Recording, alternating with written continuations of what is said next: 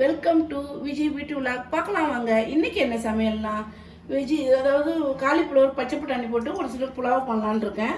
இது காலிஃப்ளவர் சுடுதண்ணி உப்பு கல் உப்பு போட்டு மஞ்சத்தூள் போட்டு கழுவி வச்சுருக்கேன். இஞ்சி பூண்டு பேஸ்ட்டு ஒரு ஸ்பூனு, பச்சை பட்டாணி, ஒரு டம்ளர் அரிசி, 2 வெங்காயம், 2 பச்சை மிளகா, ஒரு தக்காளி, கொஞ்சம் புதினா, கொஞ்சம் தாளிக்கு தகுந்த கருவேப்பிலை, கொஞ்சம் கார மிளகா தூள் போடணும். அவ்வளோதாங்க. செய்யும்போது பார்க்கலாம் வாங்க. குக்கர் காஞ்ச உடனே காஞ்சிடுச்சு. இப்போ ஒரு 4 ஸ்பூன் எண்ணெய் ஊற்றிக்கலாங்க. அவ்வளோதாங்க. அப்புறம் இதில் பட்டை, கிராம்பு, அன்னாச்சிப்பூ, ஒரு ஏலக்காய், அவ்வளோதான். அதை வெடிக்கு போட்டுட்டு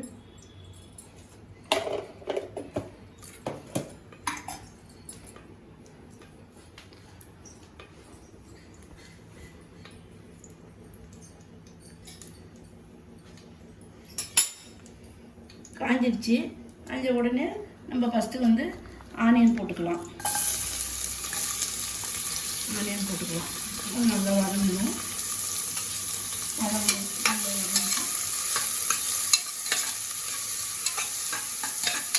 நல்லா பொன்னிறமாக வதங்கும். அவ்வளோ ரொம்ப ஒன்றும் வதங்கணும். கண்ணாடி பழுத்து வந்தால் போதும்.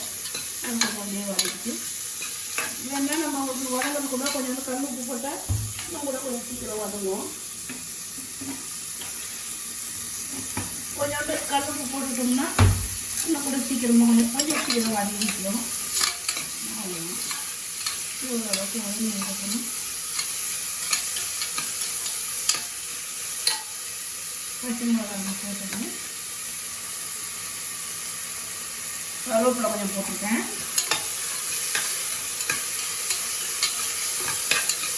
வாசலுக்கு ஒரு ஸ்பூன் நெய் விட்டுக்கலாங்க.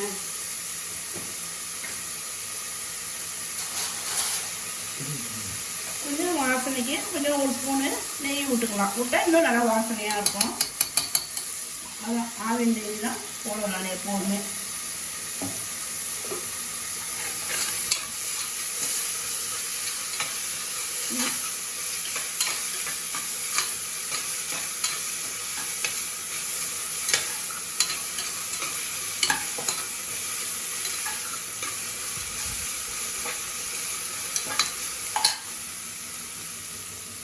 அப்புறம் இஞ்சி பூண்டு பேஸ்ட்டு ஒரு ஸ்பூனு அவ்வளோ போட்டுக்கோங்க.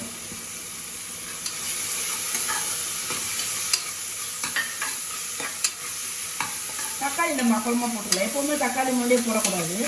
அதை கொஞ்சம் லாஸ்ட்டாக தான் போடணும். அப்போ தான் நல்லாயிருக்கும், ஃப்ளேவர் கொடுக்கும். சிம்மில் வச்சுக்கலாம், அடி பிடிக்காது.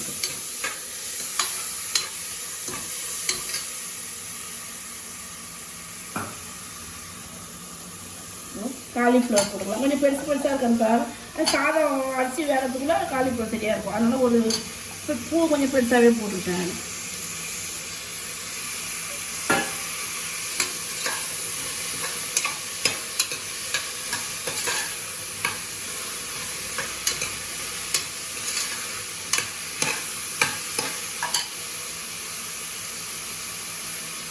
கூடவே பச்சை பட்டாணியும் போட்டுக்கலாம்.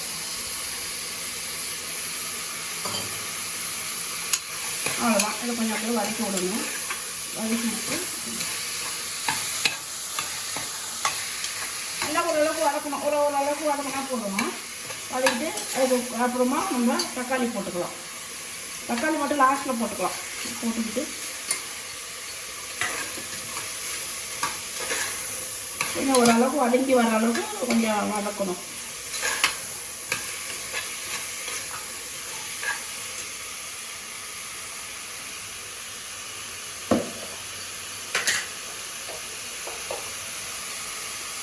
ஏற்கனவே 2 பச்சை மிளகா போட்டுக்கிறதுனால ஒரு ஸ்பூன் போட்டால் போதும். காரத்தூள், தனி மிளகாத்தூள் ஒரு ஸ்பூன் போட்டால் போதும்.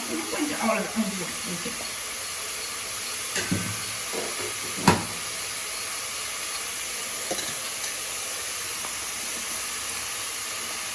கொஞ்சோண்டு மஞ்சள் தூள் சும்மா ஒரு காரத்தூள், அவ்வளோ.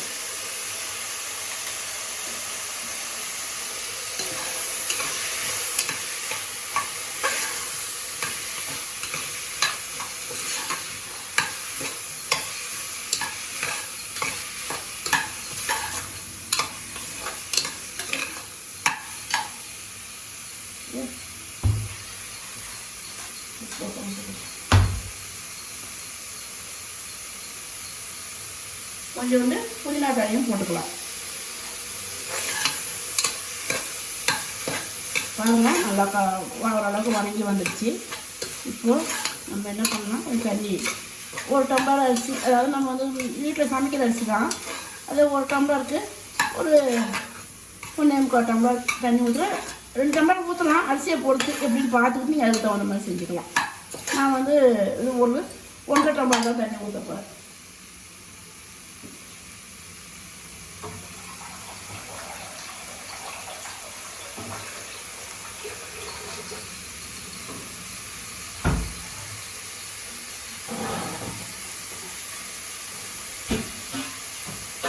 இப்போ நல்லா கொதிச்சு வந்துடுச்சிங்க. அதில் இப்போ வீட்டில் சமைக்கிற அரிசியாக இருந்தால் நம்ம 1க்கு 2 வைக்கலாம், நீட்டு எடுத்து. இது குருணை அரிசிங்கிறதுனால 1க்கு 1.25 டம்ளர் வச்சுருக்கேன் தண்ணி, அவ்வளோதான், வேறு ஒன்றும் இல்லை. நீங்கள் அரிசி உங்கள் வீட்டு அரிசி சமைக்கிற அரிசியாக இருந்ததுன்னா அதை வந்து நீங்கள் 1க்கு 2 வச்சுக்கலாம். இதே பாஸ்மதி பண்ணால் 1க்கு 1.25 தான் வைக்கணும் பாஸ்மதி. இது வீட்டில் குருணை அரிசி தான் இது, அதனால் இது கொஞ்சம் 1.25 வச்சுட்டேன், அது கரெக்டாக இருக்கும்.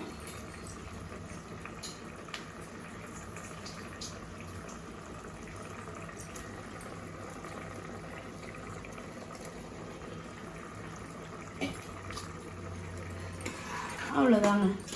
இதை அப்படியே கலரி விட்டுட்டு நம்ம ஒரு 2 விசில் வச்சு அப்புறம் பார்க்கலாம்.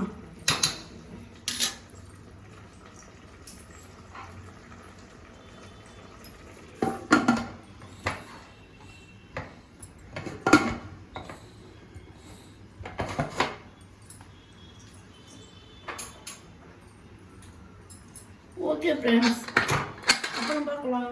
இப்போ பார்க்கலாம். விசில் விடுச்சு பாருங்கள், சூப்பராக இருக்குது. இப்போ நம்ம என்ன பண்ணுறோம், இந்த புதினா தழை கொஞ்சம் தூவிட்டு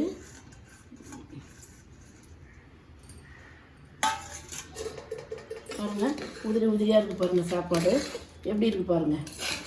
சிம்பிளாக சின்னதாக சிம்பிளாக டக்குன்னு ஒரு ரெசிபி, அவ்வளோதான். பாருங்கள் எப்படி இருக்கு பாருங்கள். பாய்.